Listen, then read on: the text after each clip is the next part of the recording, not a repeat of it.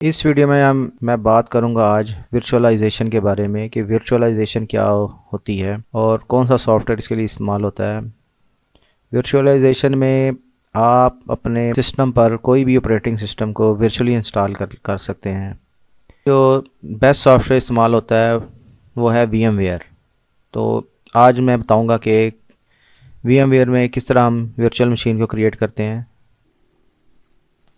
VMware को मैं open करूंगा, create a new virtual machine, इसको क्लिक करेंगे या आप ये फाइल मेन्यू में जाएंगे। यहाँ भी आप देख रहे हैं न्यू वर्चुअल मशीन या Ctrl+N, जस्ट क्लिक करें इसको।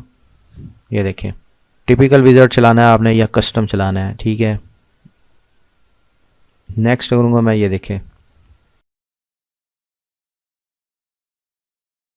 यहाँ आप बता सकते हैं कि आपने कौन सा ऑपरेटिंग सिस्टम इंस्टॉल करना है, Microsoft, Windows, Linux, Apple, VMware या अदर्स। ये आपको लिस्ट भी ना शो हो रही है।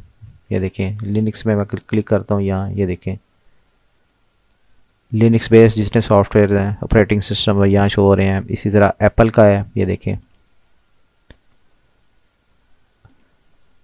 इसी तरह अदर्स। हम विंडोज़ की वर्चुअल मशीन क्रिएट करते हैं, विंडोज़ 11 जस्ट। इसके बाद नेक्स्ट करूँगा और ये बाय डिफ़ॉल्ट इस लोकेशन पे जाके सेव कर रहा है और इसको आप प्रेफरेंसेस में जाके इसकी लोकेशन को आप चेंज कर सकते हैं।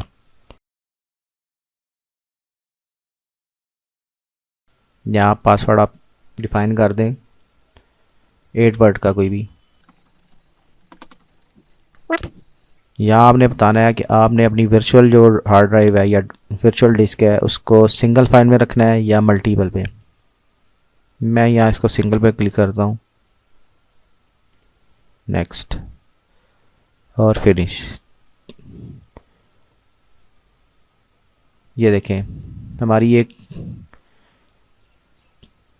वर्चुअल मशीन रेडी हो चुकी है। मज़ीद इसकी सेटिंग में जाने के लिए आप एडिट वर्चुअल मशीन सेटिंग इसमें जाएंगे। ये देखें, यहाँ से आप अपनी मेमोरीज़ को, कंप्यूटर की जो मेमोरी है वर्चुअल मशीन को जो आपने एलोकेट करनी है, कम या ज़्यादा कर सकते हैं यहाँ से।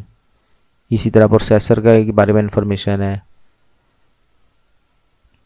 हार्ड ड्राइव के बारे में। कोई भी आपने हार्डवेयर में चेंजिंग करनी है अगर, तो यहाँ से आप चेंज कर सकते हैं। ओके करता हूँ।